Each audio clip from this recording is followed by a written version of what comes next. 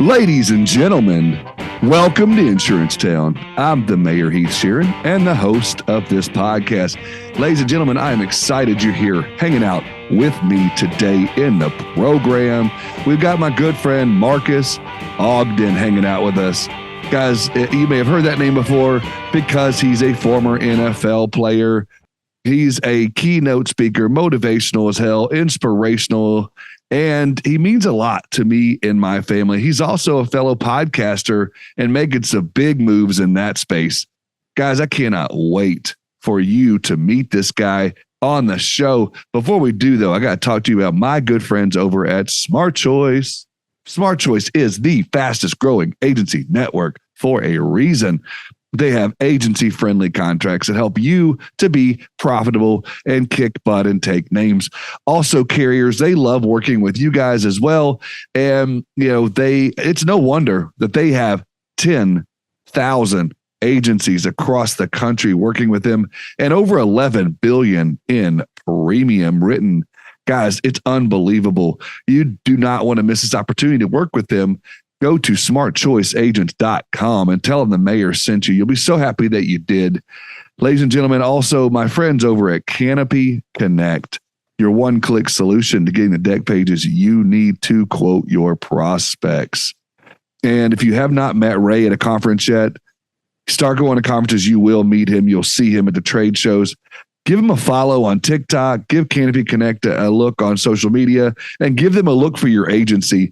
They're doing a fantastic job, and they have been for 4 years now and going on 5, and they could continue to up the game. They don't want to just be a one-click solution for your deck pages. They want to be a one-click solution for the entire onboarding process for your clients. Go give them a check out at usecanopy.com/Heath. Get your discount, get your demo, and check it out. Ladies and gentlemen, lastly, but definitely not least, old school marketing, taking a new school approach to an old school way of marketing. Guys, they're doing direct mail pieces in a way that has not been done in a long, long time, if not ever. And that's with handwritten notes, handwritten envelopes. It is unbelievable. It's not a font. It is actual human beings sitting down in the office, handwriting notes for your clients. And that envelope that you get in the mail, and you see that, it looks like grandma. It looks like your mom sent you something. It looks like somebody, a friend down the road, a friend in another city, a state, whatever, sent you something, and you know you're going to open those first. And so will your clients. Go to oldschoolmarketing.com. That's OLDE. schoolmarketing.com. Now, guys, I'm going to get out of the way and let you check out this conversation with my main man, Marques Ogden. My man, Marques. What's going on, brother? How you doing, Heath? Doing well, my friend. Doing all right today? Man, I'm good. How are the girls doing? Doing well. My 21-year-old is home for the summer right now. She's working. She is a rising junior at NYU. Then my daughter Farah turns 10 tomorrow. 10. Yeah. Did you say her name was Farah? Farah. Yep. Farrah. Yep. There you go. Yeah, you had a birthday party with her last time we were talking. We had a birthday party for her on Sunday, this past Sunday. That was the 14th of July, and then her birthday is Thursday. And so now she's going to be 10 years old, and wow, time flies. That's wild. You think about, so anyway, first question, that's the important question. What did y'all do for the birthday party?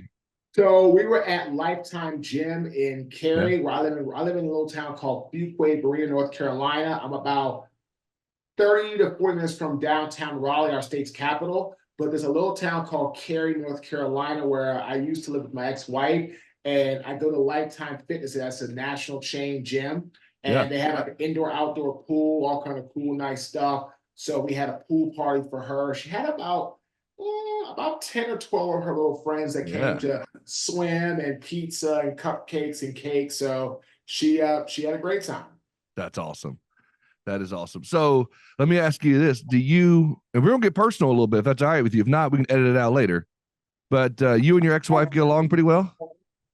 I won't say pretty well. No, I say we get along enough to co-parent. The way in which our divorce came about, where, we've had some struggles along the way. But, I don't have any ill will against her Yeah. at all. But like, as far as I say, are we cool? I would say no. Can we co-parent and can we like have a decent, amicable relationship for our daughters? Yes. And that's all that really is important. I don't have to like her. I just have to be able to interact with her. Yeah, I understand, man. I went through a divorce as well, and so that's always tough when I got three, and so it's tough to navigate some of that. But anyhow, and so you're in North Carolina now. So Yep. before we dive into too much, why don't we go ahead and take a quick walk down memory lane?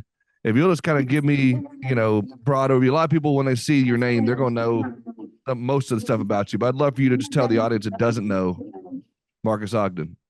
Yeah, Marques Ogden is from Washington, D.C., born in Northwest Washington, D.C., Columbia Hospital for Women, was raised and lived in Northeast D.C. my entire life.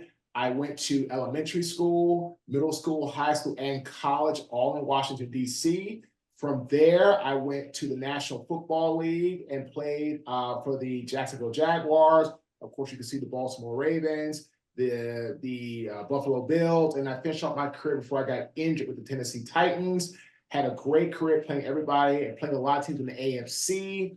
I just had a really great experience. Had some great guys that I played with, like my brother, to Ray Lewis, to Ed Reed, to Willis McGahee, to Byron Leftwich, Fred Taylor. I can go down the list. And what I really have learned about that entire experience, the NFL taught me how to prepare for life. Well, really important factor that the NFL taught me, I think it applies to life, especially insurance, is how to pivot, right? How to be poised, inspiring, victory mindset oriented, observing, and a tactician. That's my acronym for pivot. And Nice. I've pivoted so many times in my life, Heath, from NFL athlete to struggling to find my way as I left the NFL, to alcohol addiction, nightlife gambling, partying, all out with all the different women, all this other type of stuff, right? Then I built a construction company, and that on this picture right here is me winning an award in downtown Baltimore, for our company. And then I really just grew, and then unfortunately, as the company grew, so did my ego, and then I ended up losing everything that I owned in 2013 as a result of my ego, my bravado. And I moved to Raleigh, North Carolina in 2013, April. I had nothing. Like literally, home was being foreclosed on, both cars being repossessed. I literally had nothing when I got here except for $400. I had a job waiting for me at Merrill Lynch thanks to the NFL. I didn't go homeless because the NFL, through the Gene Upshaw Trust Fund, which had just started around that time, they paid for 4 months of my bills to my creditors directly, and that kept me from not going homeless. But I tell everybody, when I got here, I had nothing. But I pivoted so many times. When I got here, fired from 2 jobs in the same week, was a custodian downtown Raleigh, had my rock bottom moment, and then I pivoted again to speaking in September 2013. And through lots of trials, tribulations, struggles, hardships, no's, rejections, feeling like a failure, feeling like a fraud, a phony, finally got my first paid job. It took me 2.5 years to get my first paid speaking job. Finally got that job and learned and got coached, and I pivoted again and again and again through different coaching, instructions, teaching, guidance. Now we speak all over the world, and we've been very fortunate, and we're growing a phenomenal business. As you know, my good friend Nick, who working some great things together, and life is much better today than it was when I moved here a little over, a little over 11 years ago. Yeah, I've been here for about 11 to 11 and a half years in the Raleigh area. Wow. So much. I was taking notes over here. So many things that I want to get into. And, again, I'm a personal guy, so we're going to get into a few things if it's all right with you. Always. So I guess before I get into hard hitting, like personal stuff, I do want to ask you. You mentioned, and I'm a big NFL guy. You mentioned a couple of teams that I know. I got a little bit of an echo on your end. I could hear myself coming back. So, all right, but so yeah, Jack Del Rio, Jeff Fisher. You've played with some coaches that like legendary. Like I'm a Tennessee Titans fan myself. I go way back with the Titans. I used to live in Nashville, or Franklin area. But anyway, what was just quickly? What was some things that stand out to you about playing with some legendary coaches like that? So playing for legendary coaches, you got legendary knowledge. And I'll tell you all exactly what Jack Del Rio told us when I was a 22-year-old rookie with the Jacksonville Jaguars. He said to the entire rookie class, drafted and undrafted, guys, if you want to be successful, you have to be your own CEO, your own chief executive officer. I can't want it more for you. Your coaches can't want it more for you than you do. If that is how it is, or that's how it's going to be, you will never last of any substance or any duration of a long period of time in the National Football League, because you will get found out, period. And he said the veterans are going to be the first test. They're going to see which one of you is going to bend, which is normal, or you're going to break, which is not normal. If you break, then you won't be here long. So learning from guys that were phenomenal players like Jeff was, like Jack was, these individuals, even Mike Mularkey was my coach. He was a player. Brian Billick played in college, not in the NFL, but he still was extremely knowledgeable. But Jack was a hard-hitting linebacker out of USC, played for the Vikings. Jack was a real go-getter. Here's the great thing, right? That was his rookie year as a head coach. Rookie. So he was all about making a good impression with the Weaver family who owned the Jaguars, with the community, with the individuals that were working in the front office. Jack really wanted to prove he belonged as a head coach in the National Football League. So Jack's story, Jack's teaching about being your own CEO has stuck with me. And I talk about that in almost every speech that I give, because I don't care if it's leadership, culture, marketing and sales, it doesn't matter. Whatever you do, if you're not your own self-inspired, self-starting individual, you will never, ever make it. And you will never, ever reach your full potential. Just not the way, it's just not going to happen. Yeah, I think that has so much that could play into, again, you're an insurance town. So in our insurance industry, whether you're a producer, whether you're an account manager, whether you're an owner of an agency or anywhere in between, I think you have to operate in that same prowess. Like you can't have your coach being the owner of the agency or the owner of the business, or your client for that matter. They can't motivate you every day. They can't rely on them to make it happen for you. You've got to be the one to get up every day, especially right now in our industry. And you probably learned this from guys like Mick and David Crothers and Ryan and myself. We're in a hard market. Things are tough. They're getting yelled at every day. My rates are going up. This is going on. This is going on. You got to be able to be your own CEO. You got to be able to motivate yourself. You got to be able to take care of your desk yourself. I think you're nailing something there. You know what, Heath? I'm going to tell you exactly what one of my mentors, Mel Robbins, who is a phenomenal keynote speaker. She is one of the best. She's great, had her own TV show in the past, her own podcast. She wrote the book 54321. And she's just been sensational. And she helped to mentor me around 2018 when my career started to kind of go more like this. And she says, motivation is garbage. And that means if you're motivated, all you care about is the short-term success you're trying to get for that moment. It's about being inspired. Again, if you're listening to this in the insurance space, producer, back office, own an office, whatever, doesn't matter. It's all about your ability to inspire those around you to be better than they were yesterday. right? So as a producer, you have to really focus on these three things: focusing, being precise and having great precision, and attacking. If you are a leader or you own an agency, focus on things like visioning, inventing, sense making, relating. Be the type of leader, the type of owner that is visualizing things, has a purpose for the organization. Be an owner that's inventing new ways to give your team what they need. Be a leader and owner that can help make sense of things for people that don't understand what's going on. If you're an owner, help people by relating to them so they know you're real and it's not just trying to drive them to make money. And again, I'm speaking at ITC Tech Connect in Vegas. So Mick introduced me to Ryan. Ryan got in touch with the board, which David is on, as I'm sure you know. Ryan is on, Mick is on, and our brand got hired to speak as the headline keynote speaker at ITC Tech Connect in Vegas in October at the Mandalay Bay.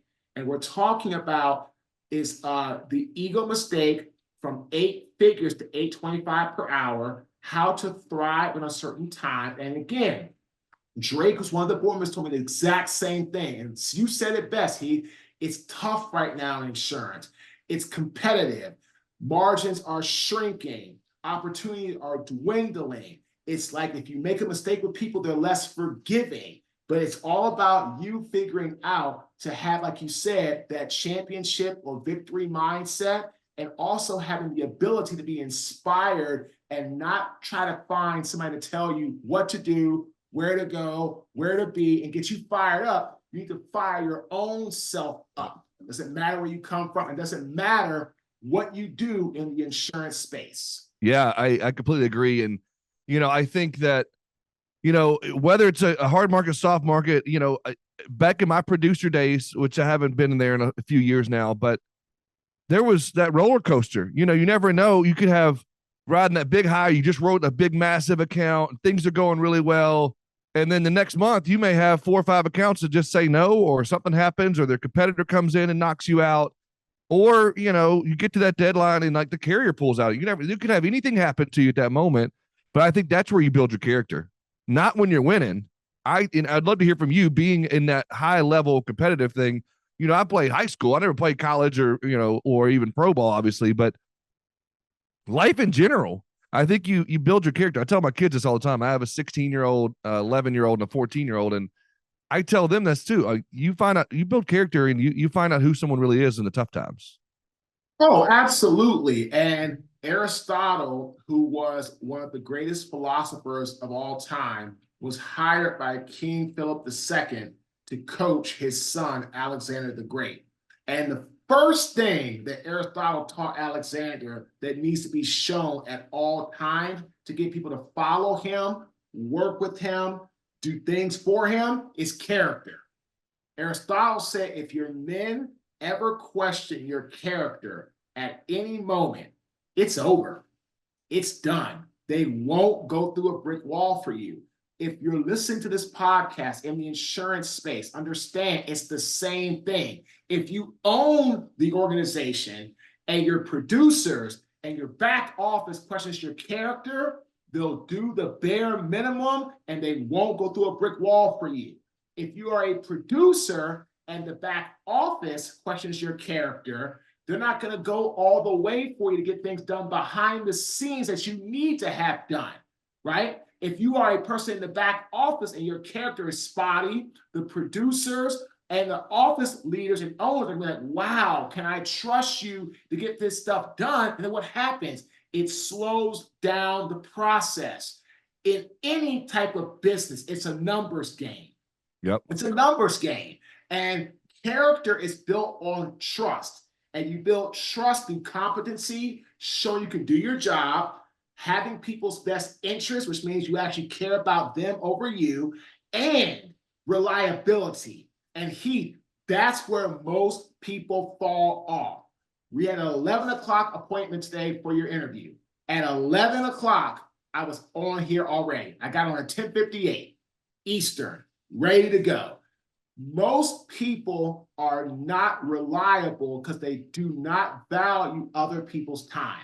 if you're listening to this, and especially in insurance, working with other people and trying to get to the customers, you have to master your schedule, time block, and put things in, get things done. It's everything. Because again, if you want to build character and show character, comes to people trusting you. If they know you're competent, know you have their best interest, and they know you're reliable, trust will get built. That's how I'm even here right now, right, Heath? Met Mick. I was on his podcast. I said, Mick, you're going to have me on mine. Follow through, have him on the next week. We became good friends. He just me to Ryan. I got into the job at ITC Tech Connect. And then I met Drake. And then I met Dave. And then I met Josh Gurley. Then I met Marcus Harris, right? So all these people, this goes boom, boom, boom. But if I didn't have the trust from Mick to start out, all these people now that are on that line, even including yourself, all these other awesome people that are on this now in my world, if Mick would say I'm not reliable, he can't trust me. Right. Instead of going like getting past this wall, I get to you over here, I get to the wall, bam, fall down like a Bugs Bunny cartoon, and I'm done. And that's because Mick knew I was reliable, where a lot of people are not in business. No, I get it. And I think you're dead on. And I would add to that something that, because I talk a lot, on stages about, the things that you can control. There's a lot of things we can't control right now in the industry. We can't control price. We can't control whether, the carriers are pulling in or out. We can't control a lot of things. But one thing you can control is your attitude. And that's a big thing that I talk about is, I talk to my kids a lot about their attitudes. And, I've got teenagers. You remember those days with your oldest, and you're coming there with your youngest, that preteen, teenage years, they got that attitude. I tell them all the time of, if you have a positive attitude, if you come to work every day positive, it's just going to make a world of difference. I see too many but we'll use your terminology, back office people or, service staff, or even producers. They're just negative. Like, oh, woe is me. The markets are so hard and these carriers are pulling out and this is going on and I can't get this to happen and this guy won't call me back and this is going on. And it's like, you're putting that negative vibe out there. People don't want to be around that, and that kills your credibility. I took note of something. I'm reading a book right now. It's called The Ox Cart Technique. Okay, great book. Ox cart, okay. Yeah, great book. And you know what it talks about? And I love it. It talks about emotion, not knowledge, drives action. And if you want to be inspired and be excited and show you love, and again, Aristotle talked about this. Number one, he told Alexander, character. Number two, he told Alexander, is emotion.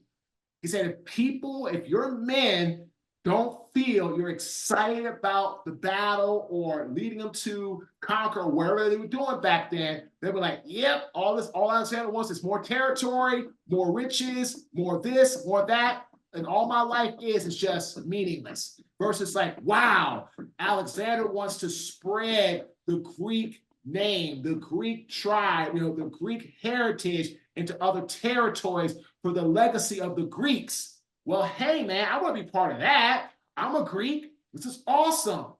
Then they're going to go to battle for you. Same thing here when it comes to you own an insurance agency. You produce in it. You work in the back office. Doesn't matter. People are going to feed off your emotion. You're passionate about something and you're loving it. They're like, yep, this is a person that I know just doesn't want my money. They actually love what they do. They love who they are. Right. And people feel that. They are doing. And people can feel that all day long. All day long. You're 100% correct. I think people, that's one of the things that, I don't do a whole lot of things well, but I do live my life in a lot of passion and a lot of love. And people tell me that a lot because you're so positive, because of your passion, because we could feel that. I'm 22 years deep in this industry, second generation, been around a while, but I've always tried to remain positive, tried to have passion in everything I do. And I think it's helped me in so many ways. I did want to, pivot using, your thing there's pivot. And immediately when you said pivot, I don't know if you're a Friends guy, if anybody listens Friends, but I immediately go to the scene in Friends where they're pivoting the couch up the stairs. And so, my wife and I love Friends. So anyhow, pivot. So, but pivoting this conversation a little bit, I want to get into when you did hit that low. And a couple of years there, you were in that low when things just, went, as you called it, rock bottom. And I wanted to hear a little bit about that, because I got 2 points I want to get in there on this, but I'll start with broad level. What is it you feel like that got you through that rock bottom time? And how did you? Was that a bootstrap? Like, I'm going to do it myself. I'm going to do this. Or did someone come along and help you? Or was it a God thing? Or was it a this thing or a kid thing? I don't know. Well, just talk to me a little bit high level. And then I want to get into another thing real quick. So I ended up losing everything in April 2013. I think you told me you had $400 when you moved. $400. That's all I had left when I got here. And the NFL league office, the NFLPA, retired players, the Player Care Foundation, they were everything to keep me from going homeless. They helped me get a job here in the area for Merrill Lynch. They were a major positive factor. But unfortunately, when they were trying to help me with the job, things like that, I did not have my attitude readjustment because I still blamed everybody else for the failures of Caden and not myself. Once I finally took full accountability after my spoiled milk moment as a custodian with somebody's trash, rotten meat, nasty, protruding, horrible garbage got all over me, that was the wake-up call that I so desperately needed. But more importantly, it was also the attitude readjustment that I so desperately needed. And at that moment, I made a decision. If I don't get up off this couch and this curb, quote unquote, I'm going to be here for the rest of my life. This is what I used to do. I'm pointing at my NFL jersey for the Baltimore Ravens. That is a part of who I was. It's not who I'm going to be going forward. I tried to get back in the NFL for years after I was out. That wasn't going to happen. I was just too old and I was just too beat up, and that's just the way life goes. And I understand that and I get it. But again, finally, it took me that rock bottom moment to say, okay, Marques, if you're going to get this going, you have to turn it around.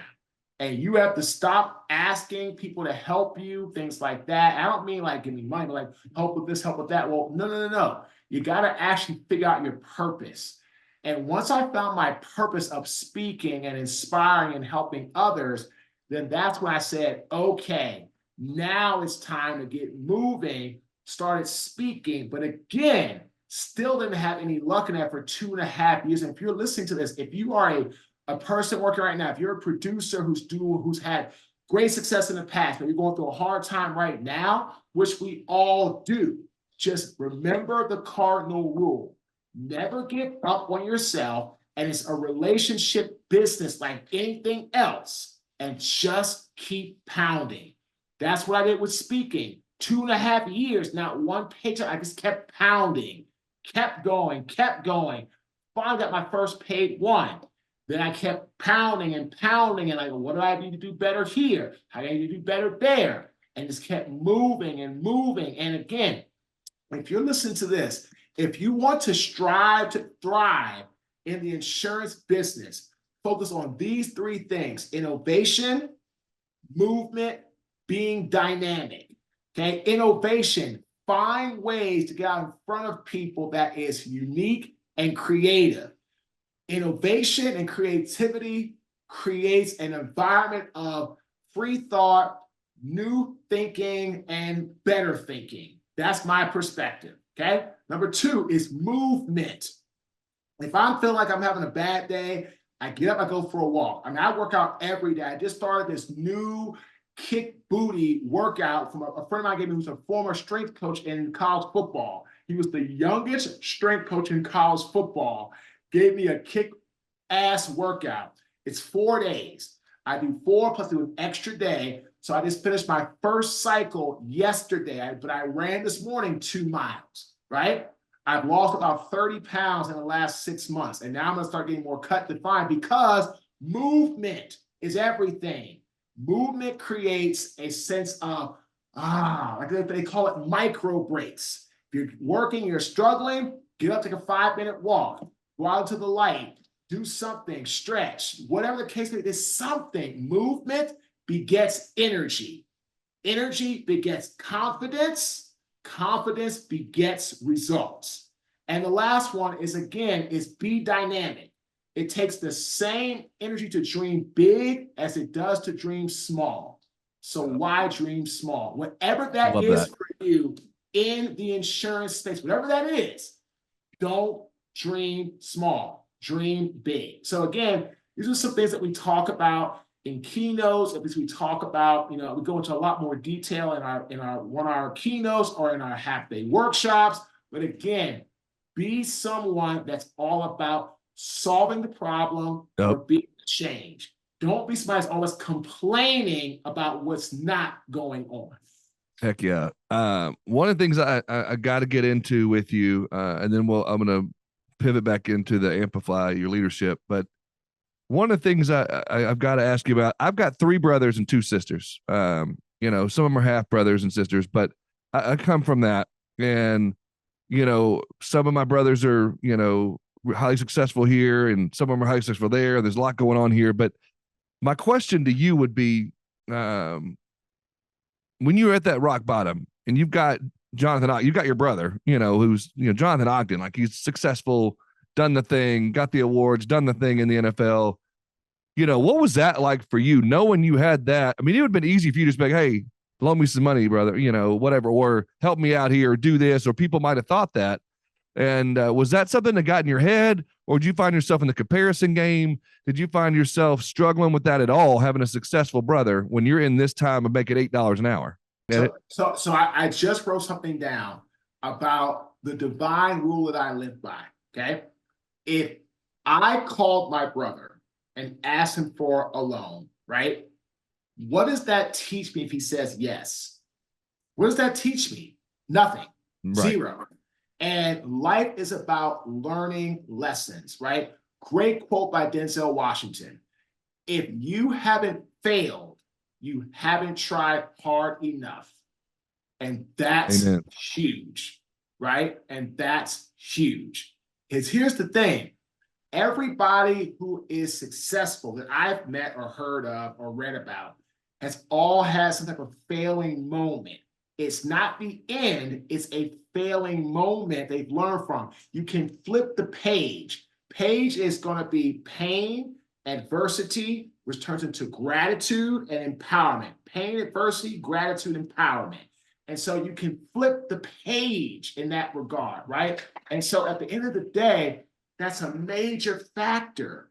How do you flip the page, right? So again, going to my brother was absolutely never a thought of mine, because that would not have taught me anything. And now who I am as a speaker and everything else, I know there's some speakers out there. Again, I know there's some speakers out there that create a fabricated story to try to move people and sell them, which is fine. And that's what you do, that's on you. But right. Mine is real deal. You can go and verify. When I bought my home about a year ago. So blessed, so fortunate. Bought a $500,000 home by myself. I was still going through the separation divorce process. I had worked hard for about 3 months. I was in a negative state from November 2022 until basically about the halfway through January, beginning of February 2023. Every night, cried myself to sleep, was feeling like a failure, feeling like, am I going to make it tomorrow? Am I suicidal? What's going to happen? What the hell is going on here? Finally got my act together in the beginning of February, middle of February 2023, worked hard, bought my dream home by myself, 2-3 months later, May 15th, 2023, turned my life around. I'm still every day trying to get better, work on things. But again, that's what I've gone through. Having my brother bail me out, I have no story to help Right, people. But in that moment, though, when you're at the rock bottom, it's hard for a lot of people to think 6 steps ahead, 10 steps ahead, where you're going to be then. What was that for you? Like in that moment when you're at the bottom, hitting like nothing's working out for you. How did you make it through that and thinking that far in advance? Because I think a lot of people, in fact, probably 90% of people would have said, I'm going to take this bailout over here. But in that moment, was that easy for you in that moment to have that thought of, no, I need to learn something? And you know what's funny? Yeah, because of how I was raised by our father, who was a single dad, it was easy to realize I had to fix it. Now, what wasn't easy was between April 2013 and September 2013, before the rock bottom moment, I kept blaming everybody else. So that was the problem, right? The problem was me, but I never, ever thought to go to my brother and get a bailout because, again, right, that's not something that's going to teach me anything. I had no idea how my life would turn out. But again, I didn't want to be that individual who was bailed out. Because again, I didn't want to owe my brother anything. Right. I didn't want to have to owe him $1 million, $2 million. I didn't want to go. I had no idea what I was going to be doing next after all that, right? No idea. So again, if you're listening to this, if you're going through a hard time, a struggle, got it, I understand. But here's the thing, you are strong enough to move through this. If you're in this space and you're a producer or work in the back office or you own your own insurance company and you're struggling a little bit because of the time, situations, economy, all these things, I understand. But don't try to not look within yourself first. Right. To see if you have what it takes. And most of the time, if you give yourself time, you have what it takes to get things moving. But don't throw the towel in too fast and try, great quote by Usain Bolt. I trained 4 years to run 9 seconds. Right. 4 years to run 9 seconds. And he said, so many people quit after a month or 2 of something. Right. He said 80% of people will fall off on their own because they have no dedication to get where they need to go by putting the work in. So be part of that 20%. If you're listening to this podcast and you're in the insurance space and you're not doing what you want to do because of whatever the case may be, just keep going. Focus on being part of the 20% that never gives up no matter what. Yeah. And so one of the things, and you don't have to mute because I'm going to come right back at you, but one of the things that I wanted to, again, I gotta get this out. One of the things you and I text about, and one of the things I love, about talking to you about some things at a personal level is talking about kids. You've texted me about your kids. I've texted you about mine. We've talked about that a little bit. Is that something you're intentional with your kids about right now? And talking to, Farrah and talking to your oldest daughter about, this is what daddy went through, or this is what I went through. Here's what's going on. Or you try to shield them from that. Talk to me a little bit about that in a couple of minutes. No, Ava knows everything because Ava's 21. I met her when she was 8 and we moved to Raleigh. She was basically just turned 9. So she saw everything from the trucks getting repossessed, the moving trucks getting here, trying to barely, make enough to support the family and just, pay enough to living paycheck to paycheck and being able to barely get by and having no money in the bank account and being able to just eat what we need and spend at the grocery store $25-$50 for the week to eat. I mean, she remembers that, when I was able to finally make a little bit of money we only had 1 car for a minute because we couldn't afford 2. I could finally buy another one. I bought this old beat up F-150 with the front seat torn out of it. We call it the Green Hornet. It had no air conditioning, no nothing. Right on. Empty chair. I could drive on my side, and the passenger, I could put a blanket in it and wrap the thing underneath the seat so Ava wouldn't fall out if she ever rode in the car. That's what it was. And Ava saw all the progressions, all the stuff that we went through. And so Farrah is actually coming with me to a speaking job in September in Phoenix because I'm speaking at the Biltmore on a Saturday. So she's flying with me on Friday morning. We're flying directly to Phoenix. We're gonna stay at the Biltmore. We're gonna have a bunch of fun on Friday. She's gonna see me speak on Saturday. We're gonna have a bunch of fun on Saturday. Then catch a direct flight back home on Sunday Love that. to Raleigh. So my girls know, and I tell them all the time, all the things I have now, this house. I mean, I bought a brand new 2024 Yukon Denali XL SLT about 3 months ago. My dream car, right? And I tell the girls, everything I've gone through has allowed us to get to this point now. We have this house, and I have this, and working on this, and having that. But I had to go through hell on earth to get here. So my girls know everything about what I've gone through.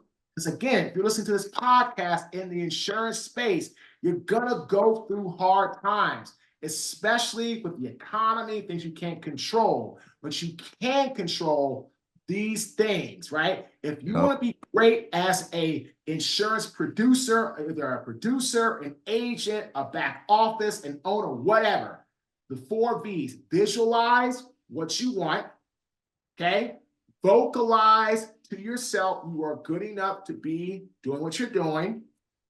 Vote, do something positive, listen to this awesome podcast, read a book, go for a walk, whatever that's positive towards being where you want to be. And then venture out and find your tribe. I'm getting in with Mick. Now I've met Heath. Now I've met David. Now I've met Ryan. Now I've met Josh. Now I've met Marcus. So on and so on and so forth. That's the type of venturing out I wanted to do, to find the tribe that connects with my vibe. Dude, I think that's awesome. And so you've brought up Mick a few times. You brought up some of the friends that you've met in the insurance industry, and all the things we've talked about today all go back to leadership and being a leader. No matter where you're at in the organization, whether you're back office, whether you're front of the house, whether you're a producer, whether you're the owner, all of this goes back into leadership. And I've seen some things posted. I've seen a lot going on. You've got something coming up with Mick. I think it's called Amplify Your Leadership, if I get that right. Talk to me a little bit about that for a minute, how people could find that. Give me something on that. And then, maybe if this comes out, and they've missed it or they've listened to it a year from now, tell me some other things you got coming up, what you got going on. Let's just finish out with you. Tell them a little bit about what you've got going on business-wise. You could help them. Right. So right now we've got going on our Amplify Your Leadership Academy. And we're having a free workshop coming up on Thursday, July 18th from 1 to 2:30. But that's kind of to announce what we're doing. And we're going to be launching the community later this year, probably around, going to August, September. It's a community to help you become a better leader than you already are, to become the best version of yourself. I'll be talking about this awesome workshop, how to become a bolder, more confident leader. And then Mick will be talking about how to lead the modern employee in today's environment. And we're all excited about giving you tips and tricks on how to really tie this in as a leader, how to lead people, how to say no, how to work with people, how to connect with people. Mick is so good at what he does in that space. And I'm good at what I do when it comes to becoming a more bold and more confident leader. Then our other partner, Victor, will be talking about branding and how to scale. It's all designed to give you action steps on what you should be doing, but more importantly, help you to increase productivity 25% or more in your respective industry by getting more work and more productive work out of yourself and the team that you are serving as a leader. And that's a huge, huge part of this of our workshop, is inspiring you to actually move the needle forward. That's absolutely everything. And so we're so excited about this. Love working with Mick. He's been huge in my life. We're great friends. I'm excited to meet people like yourself and all the other people in space, and just meet some really great people who are very, very fulfilled and successful, but are also very humble, and they remember how they got there. Nobody in the group that I've met through Mick has an ego. Well, we all have one, but it's all in check. It's smaller than the good part of our soul. We all have an ego. We want to be confident. We want to be poised. We want to be proud of ourselves. That's great. But we don't ever want to get to the point where I know it all and I'm the best. I call it the Marques of 2012. As a matter of fact, right, Heath, on my wall, I have an award. I won it May 19th, 2011. It's the Pioneer Award. It is the recognition of the outstanding business achievement. I am the Minority Contractor of the Year for the entire state of Maryland. I keep that up because when I won that award, as soon as I left that conference, like that breakfast, I received my award. That's what my ego went from here to there. And as soon as that happened, Heath, everything bad started happening little by little. It got more toxic. Yeah. It got infested with just jealousy, right? We call those the personality ethics, wrath, lust, envy, jealousy, you name it. Boom, boom, boom, boom. And next thing you know, man, what's that? Year and a half later, right? Things start to happen. I'm out of business. And I remember I was telling this to my daughter, I remember when I was going out of business, right, Heath, people were stealing trucks off the lot. They were breaking stuff, vandalizing. People were doing anything and everything just to steal and get what they could. Our trucks got stolen, sold off. Laptops got stolen, sold off. I remember that like it was yesterday. And that award was the beginning of the end for me. So if you're listening to this episode, remember, we all have an ego. Just keep it in check. Never let it get bigger than the good part of your soul. Love that. And so the last thing, if you wanted to share this at all, I know this and I can edit it out if I need to, but you've got, a website, you've got some other services that you guys do or that you do, I would suggest, and if you're not interested in doing this, again, I can edit. I got the power of that. If you're an agency listening to this, big or small, and you wanted to, bring Marques into the agency or even hire him to come to a Zoom call to talk to your team, I think that would be an incredible offering and something to be really cool. I do know you have some time, on your calendar. You could book time with you for 20 minutes or so and, Sure. Stuff like that. Talk to me a little bit about that. Did I speak for you? Maybe you'll be mad at me for saying that out loud, but I do think that's something you would do because you're so giving of your time and you want to impact so many people. So talk to me a little bit. If there's any offices or services, that you want to offer them, let them know, and then I'm going to let you roll because I know we got a hard stop. Yeah, man, of course. And people looking for a keynote speaker, virtual or in person, looking for business coaching, looking for consulting, looking for anybody to help you around improving your leadership, improving your mindset, enhancing your culture, getting better at marketing and sales, be able to really connect with people and network and really create what I call that baseline conduit of trust and admiration and respect to build your business. Reach out to us. You can go to Marques at marquesogden.com. You can also go to our website, www.marquesogden.com, or you can download our free app. You can go onto your Apple or Android app store, type in my name, MarquesOgden. Up pops the app. You can go to our website. You can check out free exclusive content. You can follow our podcast. Everything you want to have access to, you can get it right there from our app. Again, go to your app store, type in Marques Ogden, connect with us. We do speaking jobs, we do virtual, we do in person, we do consulting, group coaching, you name it. We can help you become even better than you currently already are with our help and with our products and services. Love it, bro. Thank you so much for being here. Thank you for being a part of Insurance Town. My citizens are going to love you. Thank you again. I hope you have a great day, brother. Thanks for having me on, Heath. Appreciate it, brother. Yep.